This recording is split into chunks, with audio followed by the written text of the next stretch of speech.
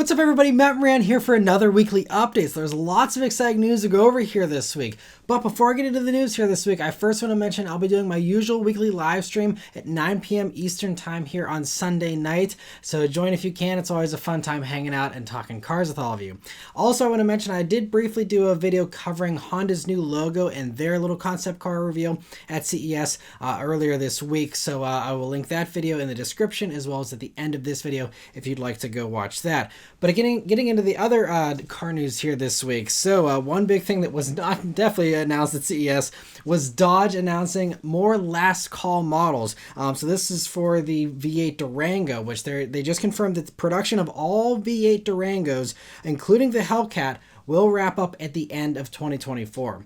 To be totally honest, I thought that maybe Durangos were going to drop the V8 alongside everything else that was losing it at the end of 2023. The Ram's losing it, and then of course the Charger and the Challenger, and we already had it go away with the Wagoneers and stuff. So I just assumed, I guess it's sticking around currently in the Wrangler 392. So there are a few other holdouts, but I thought maybe the Durango would already be done and it was just quietly going away, but sounds like we got a whole nother model year here to enjoy the same great engines from the Charger and the Challenger here in the Durango. So a little bit of a longer life for that one. But anyway, so to commemorate this last gasp of these awesome Mopar V8s, Dodge will be putting out multiple last call editions, just like they did last year for the Charger and the Challenger.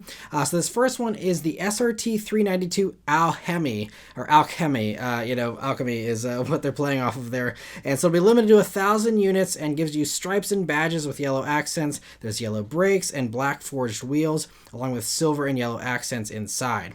Production of this one will begin in April, and more last call models they say will be announced throughout this year. And confusingly, they also say that additional 2025 model year Durango last call editions, including ones based on the Hellcat, will also be announced through 2024.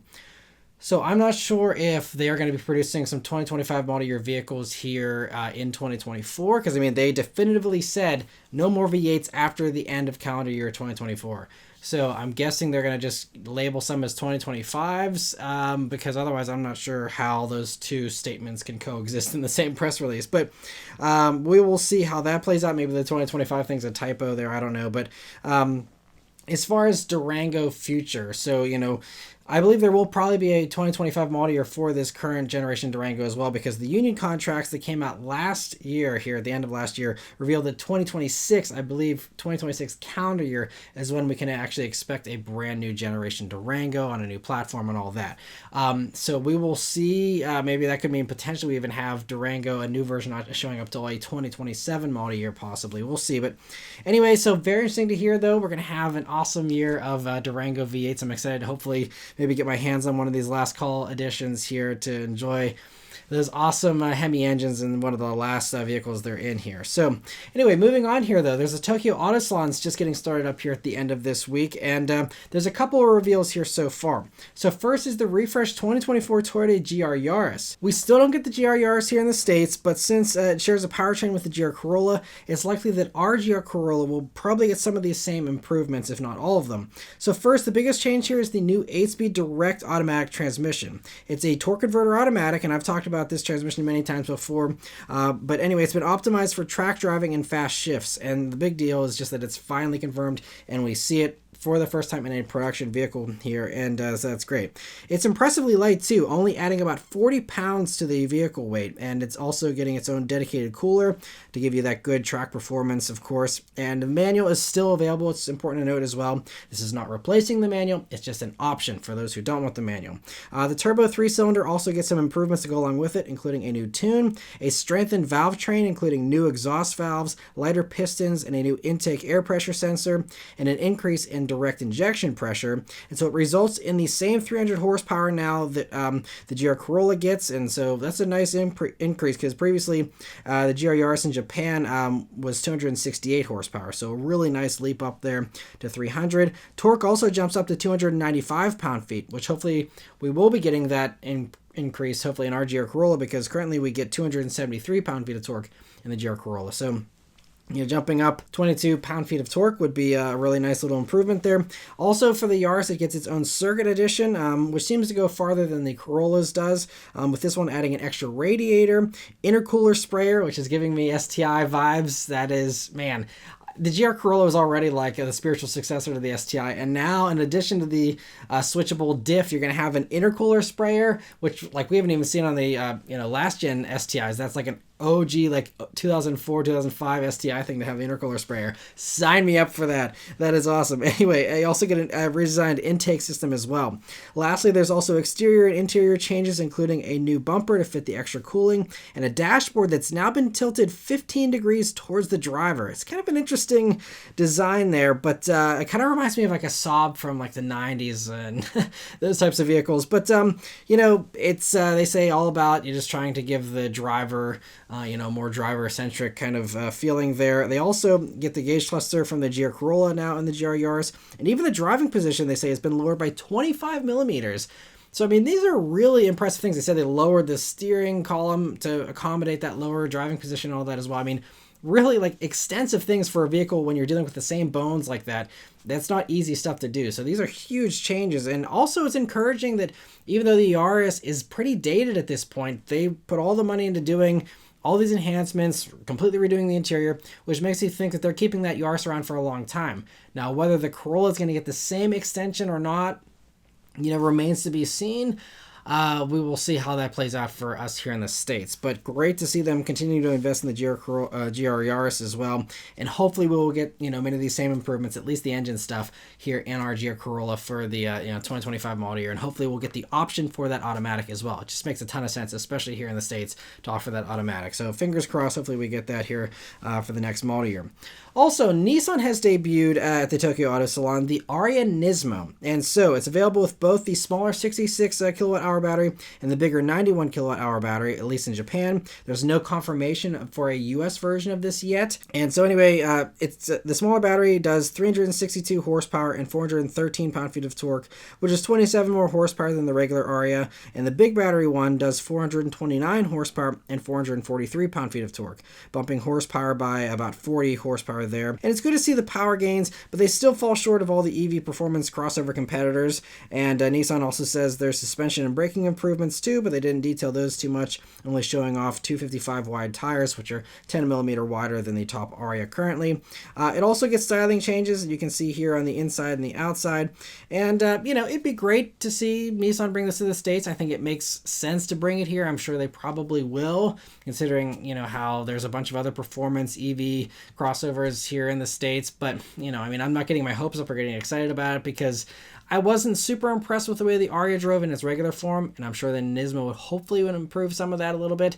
But, the power's already behind the competition, and based on how Nissan has priced the Z Nismo, and even just the Z, I don't have high hopes that they are going to price this well. If they do bring it here, it'll probably be the same or more expensive than all of the faster competitors, and they'll wonder why it doesn't sell. So...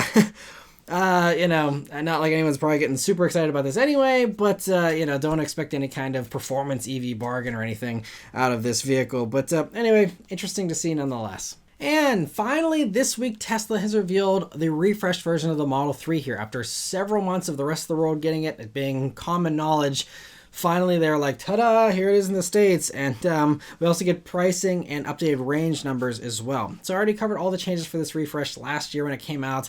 I will link the video in the description that covers that if you happen to miss the refresh Model 3 and all of its changes. I'm not going to go into all that again here.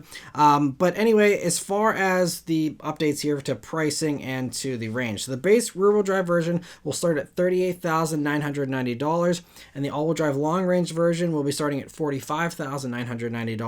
That's before the $3,750 tax credit, which is now the lower tax credit you're able to get with the Model 3s here as the 2024 rule changes have come into effect. So we don't have any updated specs aside from range, with the base model rated for the same 272 miles of range as the old one, but the long range one does get 8 more miles of range now, up to 341 miles. And so as of right now, the website shows that orders placed today will be delivered between February and March.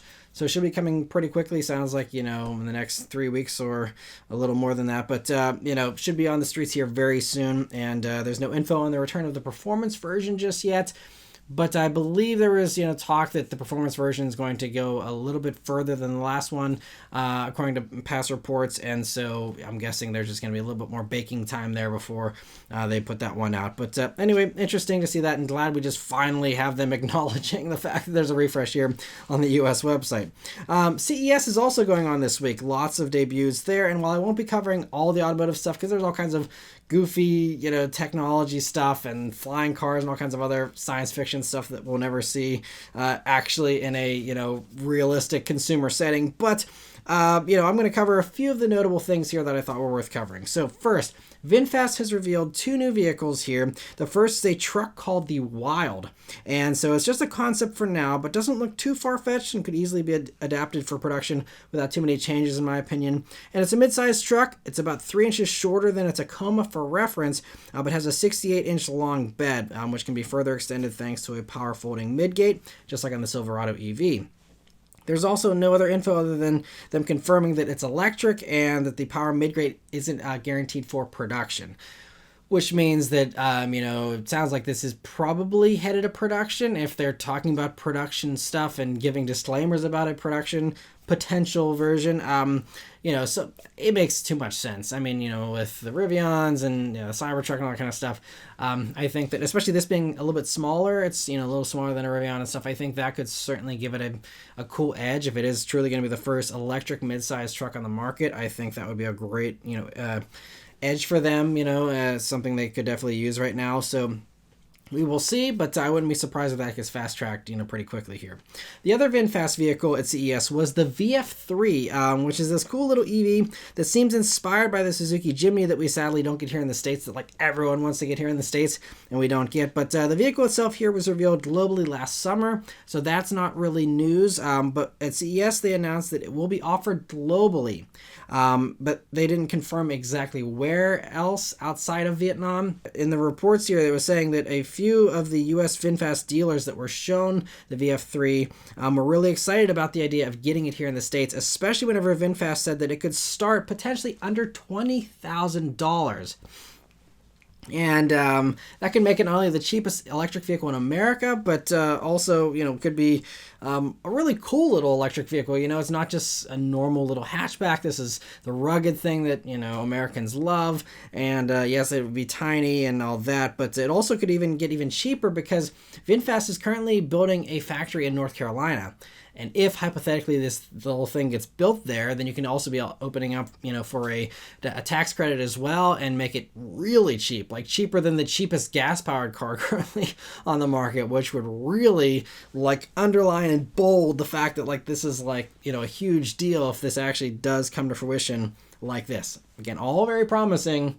We will take it with a grain of salt for now. But anyway, as far as the details go, as you can see, it's small and 2 doors only, and it only 125.6 inches long. It's about 20 inches shorter than even the new Fiat 500e, which is, a tiny little, Mini Cooper size thing. And it's 20 inches shorter than that, over, like a foot and a half shorter.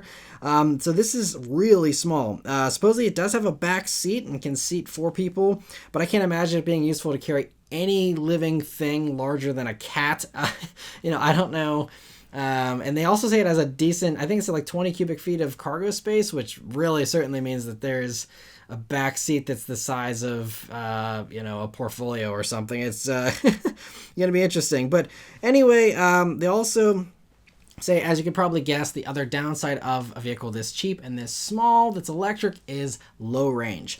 And they say the goal is 125 miles of range. They didn't specify whether that's the EPA test number kind of target or if that's for the WLTP test cycle in Europe. I will still add the disclaimer like I do for many other EV things whenever people are like, oh, not enough range. I mean, yes, 125 miles is low. And then you put it into a winter scenario and it gets even lower. But the average American commute, even in average America, is 41 miles, which you could easily do twice in a day with even this battery pack. So, especially I think if you tell people this is less than $20,000 with a tax credit, if it's, 15 or lower or slightly higher, for something that can get them to work and back, that's cool looking and, kind of gives you Wrangler vibes a little bit, and it's that cheap, I think there would actually be a few people who are like, you know what, as a second car or a third car, just to get me to work and back, save some money, not having to pay for gas, run this little thing into the ground. I think that could actually work. Or people who live in cities or don't need to do any kind of road tripping. I think this could actually make sense. Whenever you're talking about that low of a price point, and then the cute factor this thing has, I think that is where you're really going to start to see some appeal. Because even like the Fiat 500e, I think they said that's going to be starting somewhere like slightly over $30,000. That makes it a less appealing thing, and so the fact that if they can truly make it at that price point, I'm even excited about it, even though I'm not into off-road stuff. I would love to see these things all over the place. That would be really cool. So we will wait and see. Again, lots of promising stuff, and VinFast has had plenty of speed bumps along the way here. Hopefully they're on a better path and have promising stuff in the pipeline, and hopefully it's stuff that is put together well and developed well and all that. It seems like they got deep enough pockets with their funders to keep these things going and keep the company going, so we will see. But very interesting to see that. Let me know what you would think about 125 miles of range in that little thing at that price point. Another car we got an update on here at CES was the Afeela, which was the car that was announced by Honda Sony Mobility, or Sony Honda Mobility, as their partnership officially is called. And so at CES this year, the car drove onto the stage with a PS5 controller, being the thing that was controlling it. And the car they drove had some significant changes from the prototype we saw last year. It's now called a near production prototype, with ordering opening next year and production starting early next year as well, although North American deliveries aren't targeted to begin until early 2026. Styling wise, the new car gets tweaked styling front and rear, and at least to my eyes, the changes certainly improve the looks over last year's car. It's still not the most gorgeous looking thing ever, but I think last year's was a little odd looking, and this I think looks a little bit better. Let me know again what you think in the comments below. There's also slightly thicker A-pillars and bigger side mirrors now, and inside it has lots of screens, and unfortunately still keeps the yoke for steering, but looks pretty cool. And with Sony handling all the technology components, should be pretty top notch as far as all that stuff goes. Mechanically, they revealed that this one uses a dual motor setup for all-wheel drive, with each motor doing 241 horsepower for a strong 482 horsepower total. It's powered by a 91 kilowatt hour battery, but no range was given, only a charge rate of 150 kilowatts, which is merely average right now. And if anything, this is the biggest downside of this car so far is, in another 2 years, that charge rate is going to be probably towards the bottom of the pack, I'm guessing. And so, hopefully that's something they improve down the road. But that's, for a future car to be claiming in a few years it'll have 150 kilowatt charging, that's just, kind of underwhelming and disappointing, honestly. But anyway, other info we have here is that it'll have a double wishbone front suspension, a multi-link rear, and it'll be an air suspension as well.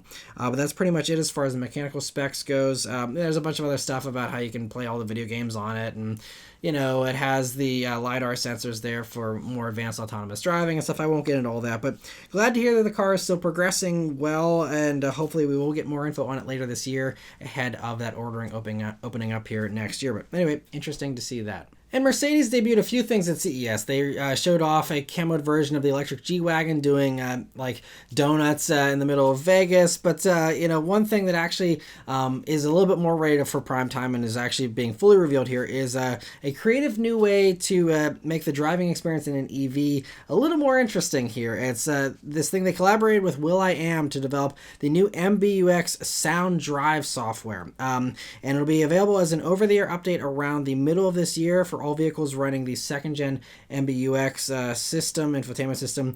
And so the system uses input sensors that from the car's movement. So it'll pick up, the car's acceleration, braking, steering, all that kind of stuff, and assign some sounds to them. So basically, it'll be one sound whenever you're accelerating, one sound when you're braking, one when you're steering, and I guess there might be different degrees to that depending on how much of that you're doing. And then it, will bundle that and, kind of allow you to play the car like an instrument in real time.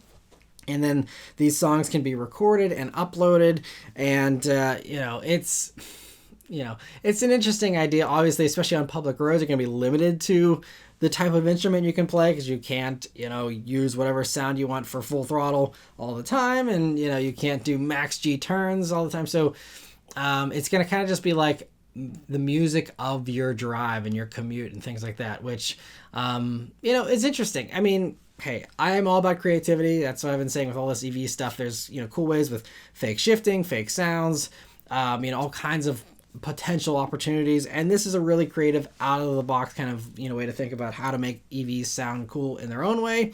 And I don't think there's any samples that I've seen yet as far as how that sounds, but I'm very curious to hear that, and it sounds like, you know, we don't have too much longer to wait, and if it's going to be, you know, coming out here towards the middle of this year, and yeah, maybe I'll get a Mercedes press car that has that here sometime this year, and be able to try out composing my own song as I turn down onto a back road. So stay tuned for that. Anyway, moving on, other CES stuff here. Hyundai's internal parts supplier Mobis has revealed a concept car based on an Ioniq 5 that shows off their new e-corner system, and so it allows the car to turn the wheels far enough to allow it to spin in place and move side to side with a feature they call crab drive, and there's diagonal drive as well, which is self-explanatory, and it's able to do this thanks to the motor, brake, steering, and suspension all being packaged into that wheel housing there, and so it can do all those kind of maneuvers there, and makes it great for a variety of different scenarios, of course, depending on the circumstance. The car also has LiDAR sensors to allow it to do these moves autonomously, potentially as well. And the car also had a couple other cool tricks here, like projectors that tell those around the car what the car is about to do, so that you're not like, whoa, why is this car like going sideways? You know, and so there's that kind of stuff. It also has the ability to project a crosswalk in front of a pedestrian whenever it detects a pedestrian, and that gives the pedestrian a warning that, hey, this car has seen me and is giving me the right of way here by providing its own crosswalk for me. So that's a really good idea, especially with pedestrian deaths being way up. That's been a huge problem that we've been hearing more and more about the past few months. Pedestrian deaths are really getting bad, and you know, part of that is just the kind of cars we have and the weight of, you know, the cars that we drive these days, and trucks and stuff in particular. But anyway, you know, this seems like a really interesting way to start to help that problem a little bit, and, you know, just look out for those pedestrians a little bit more. So anyway, we will see if and when any of this stuff makes its way onto future production Hyundai products, but just really cool kind of stuff that they're working on here, and you know, just interesting nonetheless. But moving away from CES here, Rimac is, you know, doing some new stuff here that's really interesting as well. So their founder, Nate Rimac, revealed to Autocar in a recent interview here that they're currently working with a startup company to test nanotubes for use in a car. I have no idea what nanotubes do until I read this report, but potentially what it would do is it would heat liquid fuels to generate electricity that would then power an electric motor, but I don't think it burns those fuels. It's kind of I don't really fully understand the technology, to be totally honest, but he mentioned that this could work with diesel, liquid petroleum gas, which means a mix of propane and butane, or even potentially using hydrogen for this. And so he says that the early tests have shown that it has an 80% operating efficiency, which is, if you know about operating efficiencies in vehicles, it's just wild. I mean, that's compared to in a current, like, normal street legal, you know, road car, the efficiency is between 20 to 40% for an internal combustion engine. You lose a bunch of that energy that's been put out by that fuel to heat and to all kinds of, you know, driveline losses and all that kind of stuff. So, I mean, this is, you know, at least double, if not more, the efficiency of even the best thermally efficient motors in cars today. And so that would, you know, mean that the fuel would be much more efficient, and, you know, be a huge improvement there. So in addition to that better efficiency, though, it could also replace a battery pack in an electric car. That's kind of how they're designing it here. But these also, you know, the thing is, they would be emitting some CO2 emissions. They would obviously be drastically less than burning this stuff in these, you know, much less efficient engines, but it still would be emitting stuff. So this suggests, you know, that they could be potentially working on this as like an angle for like supercars that want to be electrified and get the electric performance boost, but don't want the extra weight of a battery pack, because this would replace a battery pack. And so, you know, you kind of have no weight penalty, but you get all the other perks of an EV, which would be really ingenious and would be, you know, pretty impressive. Now, that would assume, though, that either this technology comes before 2035 and it's a limited run thing, or they find some loophole, or they make a loophole to, you know, allow these things after 2035 in, you know, most of the parts of the world that are, you know, going to be getting rid of new gas engines, you know, in 2035. So we will see. Now, as far as the next Bugatti, that won't be what's powering this thing, even though Rimac now owns a controlling stake in Bugatti. Nate Rimac took this interview to also reconfirm here that the new Bugatti will be getting a heavily electrified setup, but that it will be getting a new combustion engine that they're developing on their own. So we're not even talking like other Volkswagen Group stuff like in the past. This is going to be completely bespoke for the Bugatti here, and it's going to be separate from whatever it is they're working on here. And lastly, Nate Rimac also clarified that Rimac isn't exclusively electric. It's doing whatever is most exciting at the time. And I'd say that nanotube propulsion is certainly a much more exciting thing than anything else we're currently working on putting in cars. And, hopefully it works out well, and hopefully it's something that can be put into cars, in not too long of a time period. I think it's going to also be ingenious for vehicles where the battery weight is going to be a big problem, like for commercial vehicles or for places that are off the grid.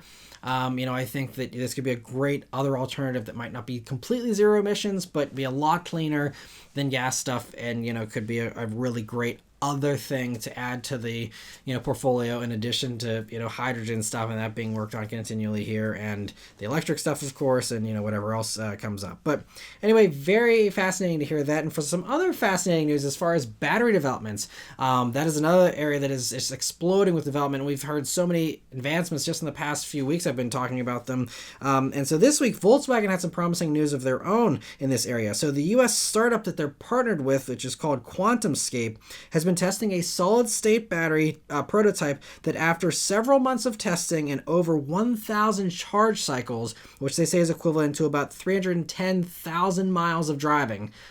310,000 miles is more than most cars will go these days anyway. But anyway, during that time period, this prototype battery pack only had a 5% storage capacity loss. So 5% battery degradation over 300,000 miles, which is much better performance than all the current EV batteries out there. And even the current industry benchmarks, I think, is 20% degradation by like 200,000 miles or something like that. So way better, a quarter of that degradation and way more mileage as well.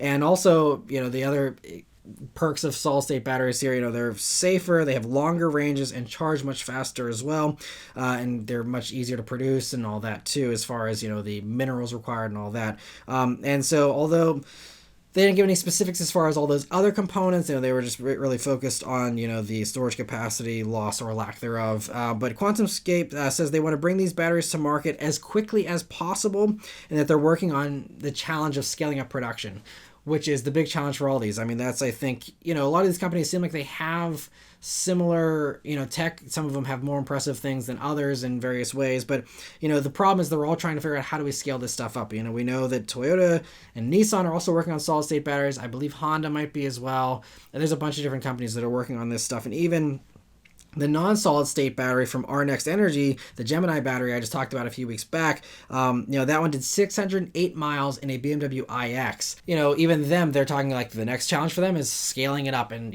that's be a great way to go before we even get to solid state stuff potentially, if there needs to be more time for that. But and Toyota has also been saying how they're going to hopefully have solid state stuff in the next few years as well, and 600 mile batteries.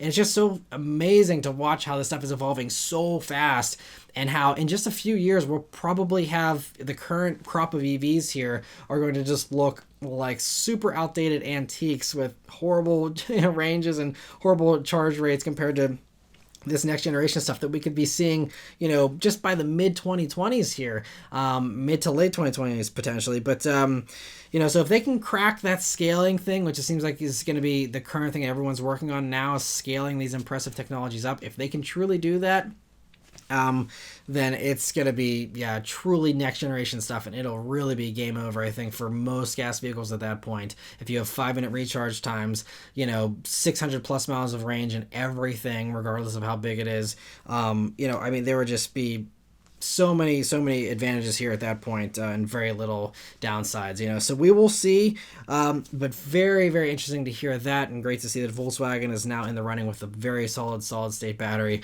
of their own, and hopefully that'll help them to compete really well here in the later 2020s. And for the last news story here this week, the Detroit Auto Show had some great news here this week. They confirmed that they're going back to a January auto show here starting in 2025, and they confirmed this to Motor One with a statement here saying that after discussions with numerous partners, we believe a January date absolutely makes the most sense. And as someone who very much misses the snowy Detroit auto shows that I used to go to every January, and I actually was just talking about this on a live stream, I think either the last one or the one before that, about how I missed the January Detroit auto shows.